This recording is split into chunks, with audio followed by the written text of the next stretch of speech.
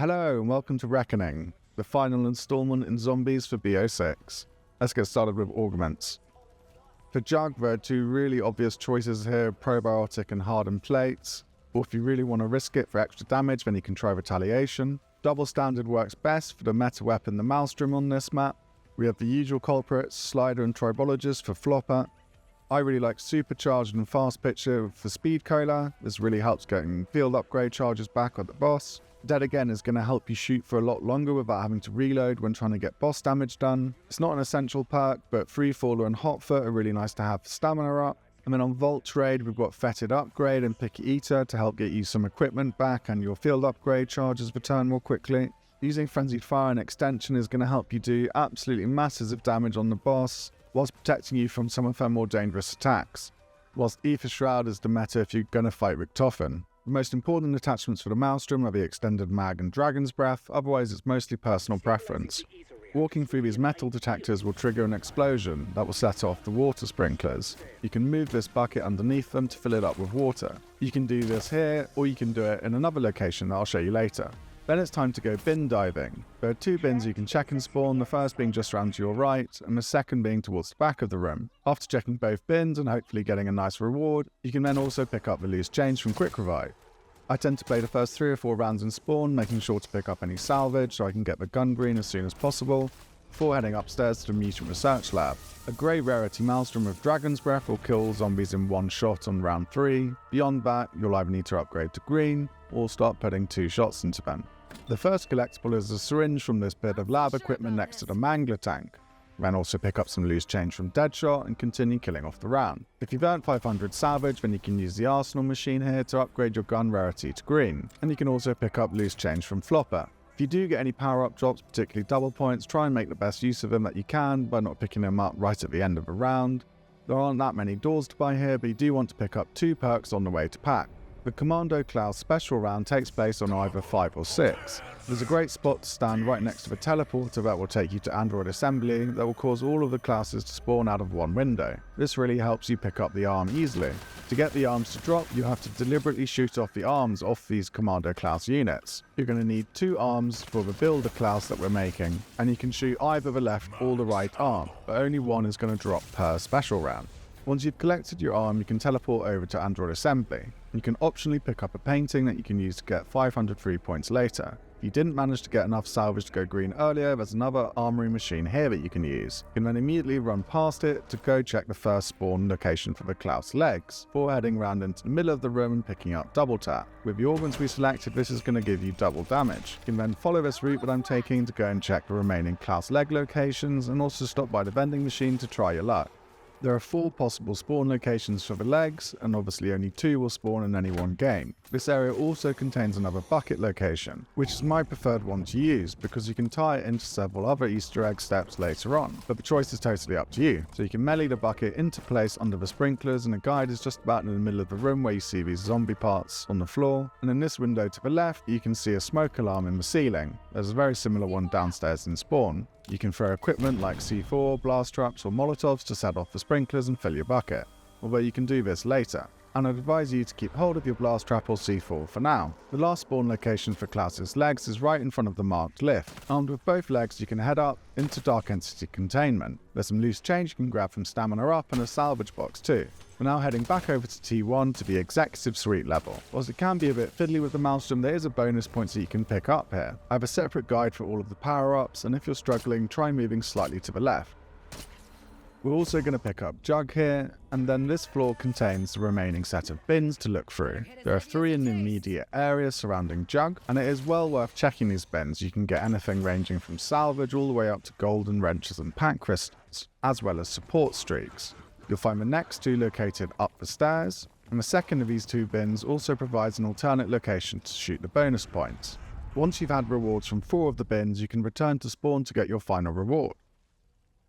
As you're doing all this, you're going to want to keep spinning through the rounds. You'll need to get up to sort of 8 or 9 at least to be able to buy the perks and open up all of the doors. The final door you'll need to open on this map can be opened in 2 places, either downstairs in this cafe area or directly outside Richtofen's office.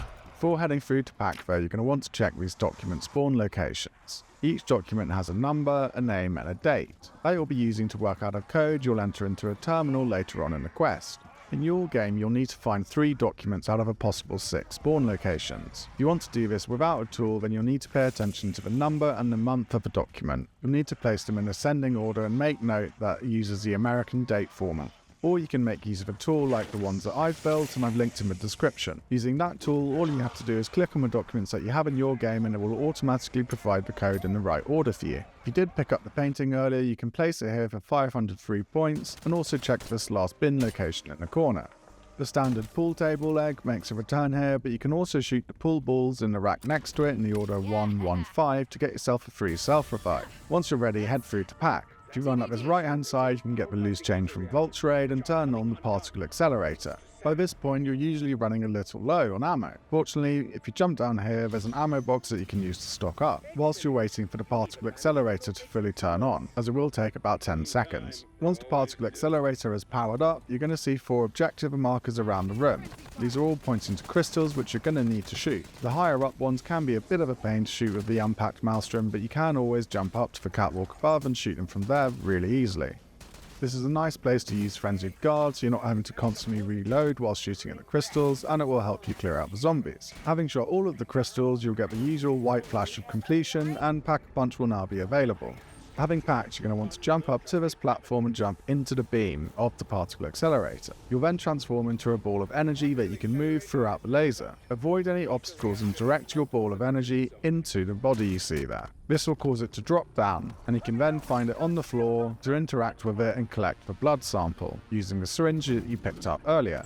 Now that you've turned on power across the map, you can use this opposite portal from that you entered into to return to spawn. First thing I recommend you doing is doing the Sharpshooter Easter egg. To start this, you'll need to stand in the center of a symbol and shoot the TV screen in front of you. If you're having trouble getting this to start, it will be because you're not standing exactly in the middle. Try moving around a bit and doing a couple more shots at the TV screen. Starting off, Sharpshooter will produce an automatic idolize so that the zombies don't hit you. You'll have 10 seconds to shoot each target, and you'll either need to learn the spawns or listen out for the sound cues you get as the targets move around the room. Assuming you've had rewards from 4 of the other bins, this one will now be glowing yellow, and you can interact with it to see the bunch of salvage and essence. If you haven't had a double points in a while, you can try your luck to try and get one before picking up the rewards. It's also worth checking the equipment in case you can find anything useful. With that complete, head upstairs and use the arsenal machine to make your gun blue, as well as buying Flopper. There are a few things we need to do here. We're going to be fighting the Fowler Mangler, we're going to be opening up the lab above us, and we're going to be finding a card from a zombie drop. If you want, you can combine these steps, or for an easier time, keep a zombie at the end of the round and walk through them easily. To open up the Sys Lab, we need to get words from 2 screens. The first is next to Deadshot. For the most of the time it's going to show static. You need to remember your word or the first letter from that word and then head over to the second screen. You can then use the first letters from these words to make an element and find its atomic number for the door code. Or you can use the tools from a site that I've built to make it really easy for you. Most of the elements will have a 2-digit atomic number, so you need to preface that with 0. It can also be that your second screen doesn't show a word at all, and that's because it's a single letter element like hydrogen. Much like Shattered Veil, where we're looking for the floppy disk, here we're looking for the geneticist zombie. That's going to drop a key card. That will allow us to open up this fridge and pick up a DNA vial. This is really important not to forget, as you won't be able to enter the boss without it. Next up is triggering the Fowler Mangler. This is done by returning the blood syringe to where you collected it from originally.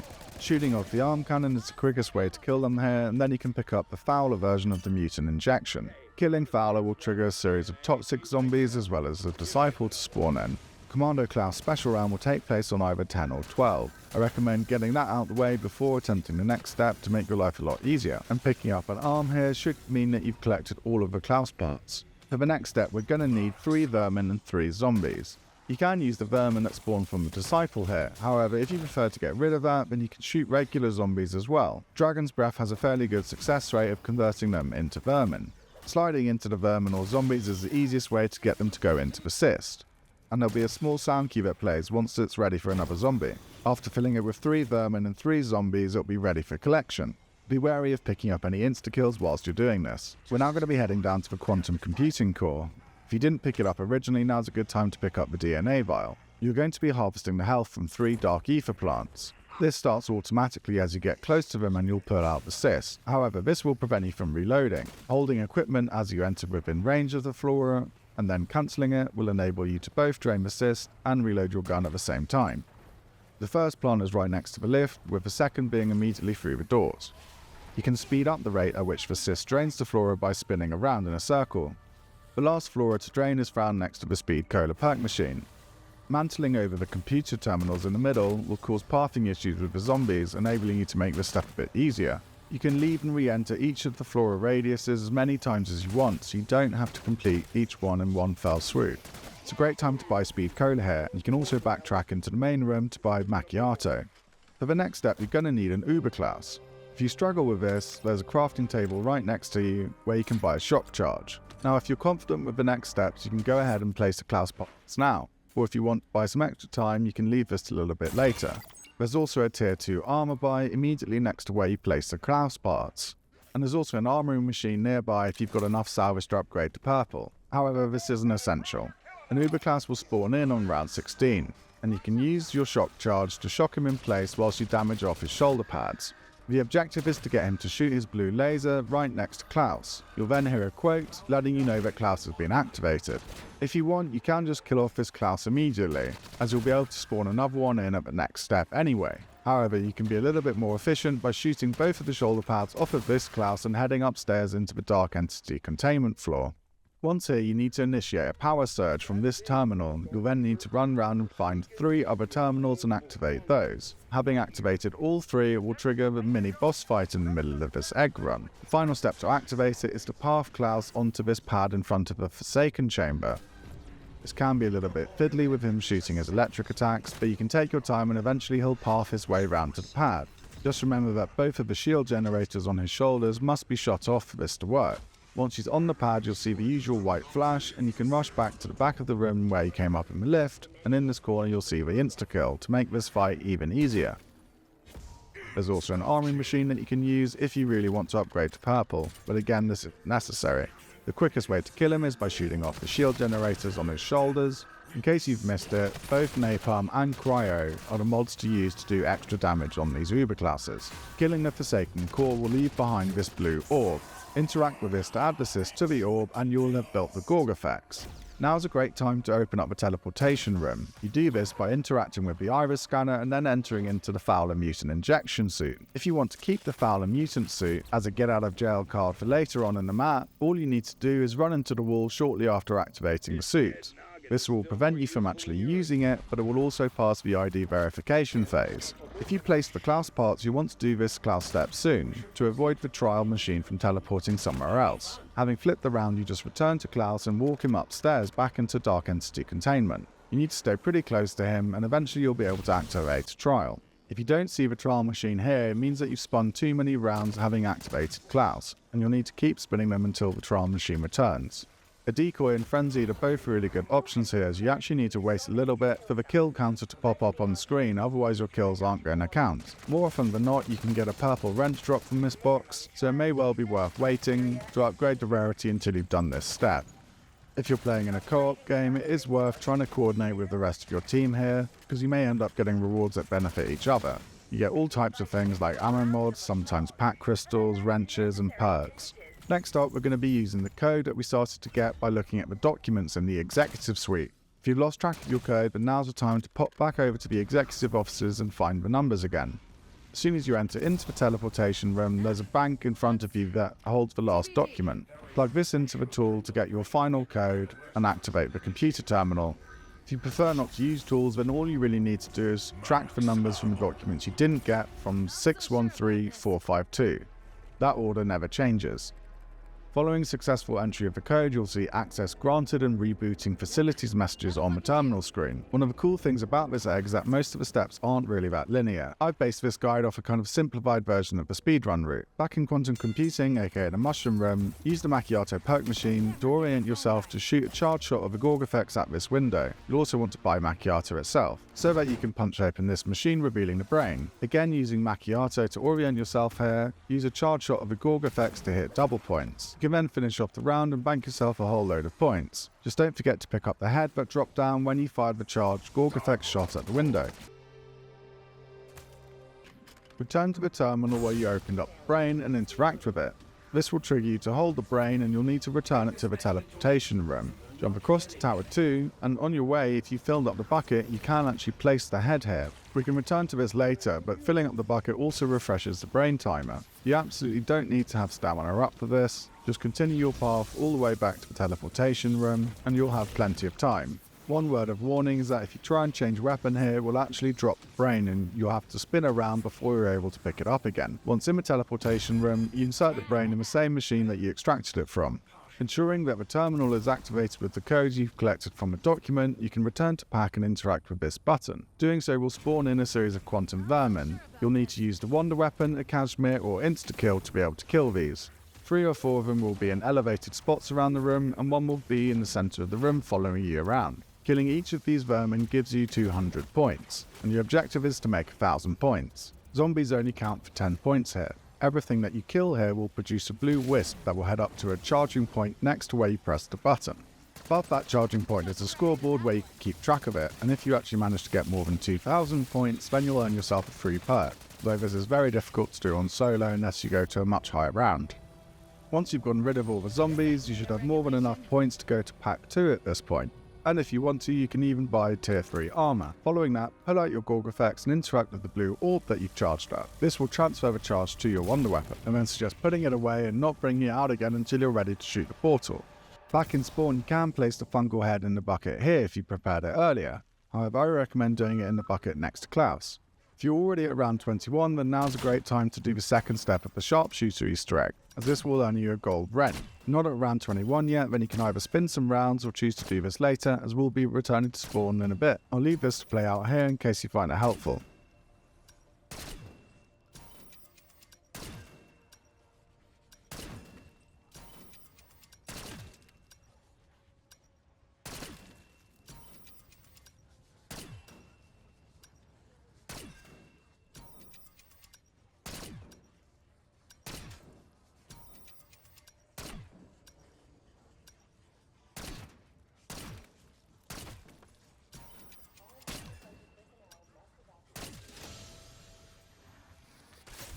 Opening up the portal to Tower 3 where the boss fight is held requires 2 steps. You need the charge shot from a Gorgoflex which we've prepared from pack, and you need a charged fungal head. Placing the head in the bucket will turn it green, and any zombies that are in the vicinity will turn purple. Once the head is fully charged, the purple aura around the zombies will disappear. You don't have to charge the head in the bucket, it just makes life a little bit easier. Pick it up and return to the teleportation room, shoot your charged shot at the portal, and then interact with the portal to place the head there. Whilst carrying the head, you will encounter hallucinogenic clouds that can damage you. If it gets too much, just drop the head and pick it up again. If you end up going straight through the portal, then you've either stood too close to it, not charged the head, or are not carrying the head. With all these steps complete, Klaus will now open up these blue containers that you might have spotted around the map. They contain modified Kazmirs. Use these modified Kazmirs to capture the essence of 4 etheric objects around the map. You'll be able to find several of these in the executive suite, as well as another container to collect another modified Kazmir. So I usually end up leaving this area with 2 of the items collected already. Getting too close to these purple etheric items will cause them to jump around the map and will slow you down. If you miss your shot with one of them, then don't worry, because you can usually pick them up again, and if not, there are plenty more containers than you need. I then jump down into Mutant Research, as there's another container that you can pick one up next to Flopper. And there's at least 2 spawns of the purple items in here. But you can collect these anywhere. You can collect them in Android Assembly, in the quantum computing level, and also in Spawn, where we're going to be heading next. So it's kind of up to you.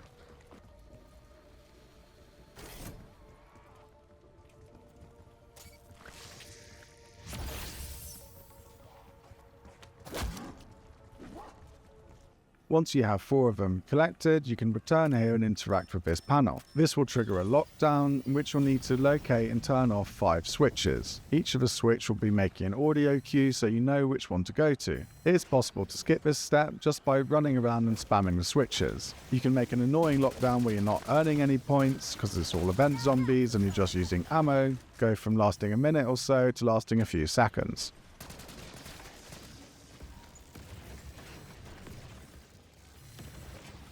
And with the white flash of completion, you've completed the egg steps needed to get to the boss. Congratulations! This portal in front of you will now show a message saying teleport. If you try to access it and Richtofen says there's one last errand for you to run in mutant research, and that means you forgot to get the DNA vial. This is a boss fight you really do need to go into fully prepared, and that means triple pack and gold rarity. The front of Forsaken offers a super easy training space if you want to spin some rounds. In terms of equipment that you're going to need before we go into the boss fight, some C4s are really helpful, as we can plant those on things like the full power, max ammo if you're really lucky, and the nuke. The best score streak to use here is the death machine, and that applies for both S.A.M and Richtofen. With your equipment sorted, and if you reach round 25, you can find a Wonder Fizz spawning in at Android Assembly. Deadshot Daiquiri, Vault Trade would be my absolute priority here. You're also going to want to make sure you hit pack 3, and if you're missing a few points and maybe a perk, then why not do the Mr. Peezy Easter egg? It's pretty easy to set up and complete. All you have to do is shoot Mr. Peeks hiding in this middle section below you from executive suites, interact with him on the balcony, and then jump through the circles, all the way down without touching the ground. You'll earn 1500 points and be awarded a free perk. If you fail this, you can repeat it as many times as you want to.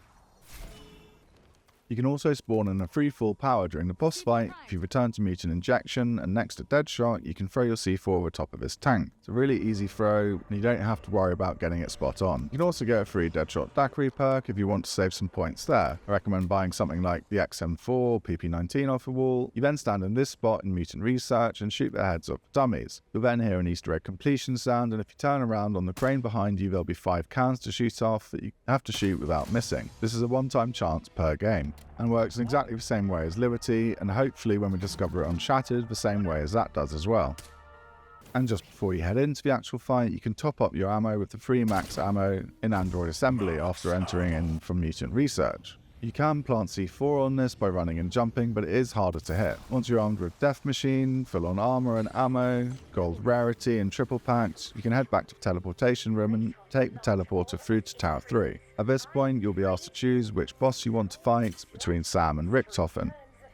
Steps in the tower are pretty much identical for both S.A.M and Richtofen, the only difference being that if you choose to fight Richtofen, you'll end up having some maintenance classes spawn in during these steps. Richtofen is a much harder boss to fight, and if you want to try your hand at it, I really recommend watching Jolts' guide, as I can't add anything more to that. If you just want to get the Richtofen fight done and cheese it a bit, then you can buy a weapon with an underbarrel smoke launcher like the XM4 off the wall in Dark Entity Containment, leave it unpacked, and you'll continuously be able to refill your smoke grenades there for 250 essence. On the first floor, you'll be tasked with filling up 3 ether containers with the souls of 10 zombies. Just make sure that they're glowing purple, although the range on these is pretty big. You can speed this process up a bit by keeping the zombies that spawn on the lift as you're approaching this floor. You'll see an obvious purple glowing effect once the container is full. Having done all 3, you'll receive a quote and you head back to the lift in the middle.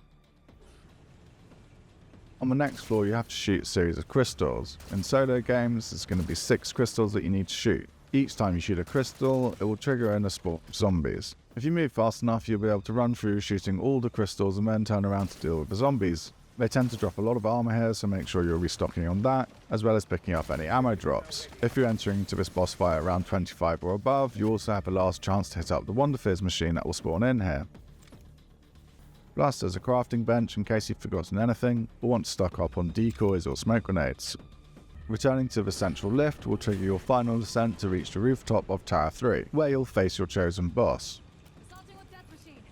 Both bosses will spawn in at the same location. If you look at S.A.M here, you'll notice that there's some electricity coming down. Make use of that for later. I like to start off with a death machine, as you get a bunch of free damage early on. You're then playing a bit of a cat and mouse game, where you're taking cover from her attacks. While she's shooting these purple lasers at you, you can't damage her. You'll only be able to damage her when she does one of the following attacks. Returning to the middle, where I find it best in this phase just to stand directly underneath her, as all the blue energy that she shoots out that can damage you tends to go to the outer ring. The second attack leading to a damage phase is when she shoots out this large orange laser. Take cover behind an object while she's shooting this out, deal with any zombies, throw a decoy if you need to, and as soon as the laser disappears, you can move into position and start damaging her. There'll be 4 small windows that you can shoot and get crits on. This is where your Deadshot perk will come in handy, particularly with the augments I suggested, as you'll be able to get in extra shots without having to reload.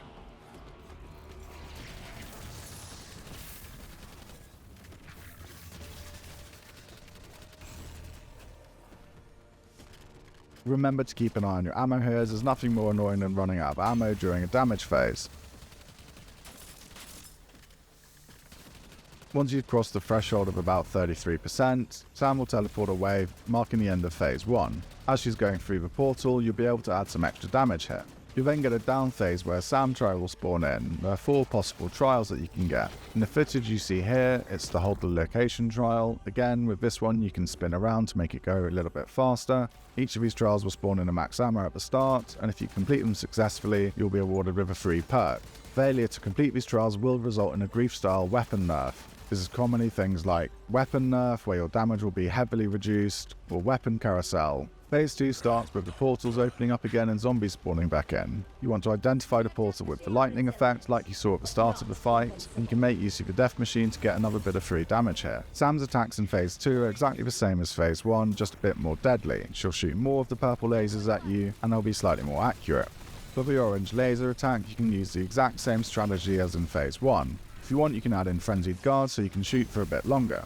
I generally prefer to keep my use of Frenzied for when she returns to the middle of the map and spins around shooting out the electricity, as she's a lot more deadly then. However, you can just make a judgment call as to how much health she has. She'll disappear again through another portal once you've crossed the 66% threshold marker. It's really easy to get charge of your field upgrade back during the S.A.M trial phases, so don't be scared to use it in Phase 2. Especially if you've thrown C4 at the full power up in the Mutant Research Lab. The crits trial here is probably the worst one to get, especially if you're using the Maelstrom. I generally aim way above their heads and the spread covers it. In Phase 3 she can do an attack where she swoops down and boots you into the sky. If this happens, don't pull your parachute until you're relatively close to the ground, otherwise she'll have the opportunity to shoot you out of the sky. Her central spinning attack is most deadly in Phase 3, as the electric charges will land absolutely everywhere. If you're not using Frenzied to protect yourself, then you'll want to make sure that you're standing on the opposite side of the map from her. If you don't manage to finish her off in one swoop, then you can activate your C4 to bring yourself new full power and finish her off. And that's it, congratulations, you've beaten the S.A.M version of the Easter egg fight. If you're up for a challenge, then I do thoroughly recommend trying the Richtofen version of the fight, as it is much more enjoyable. I mentioned earlier that Jolts has a really good video exclusively looking at strategies to handle the Richtofen side of the fight. I'll leave a link to that in the description. I do generally leave it 2 or 3 weeks before posting these guides. That's to take into account things like discoveries made during the speed runs and any changes that Treyarch makes to the map during the initial launch period. That way I can bring you a guide that's as accurate as possible and hopefully last for tests of time. I hope you found it helpful, and if you can, please take a minute to like the video and even subscribe to the channel. I'll be putting out a lot more content during BO7.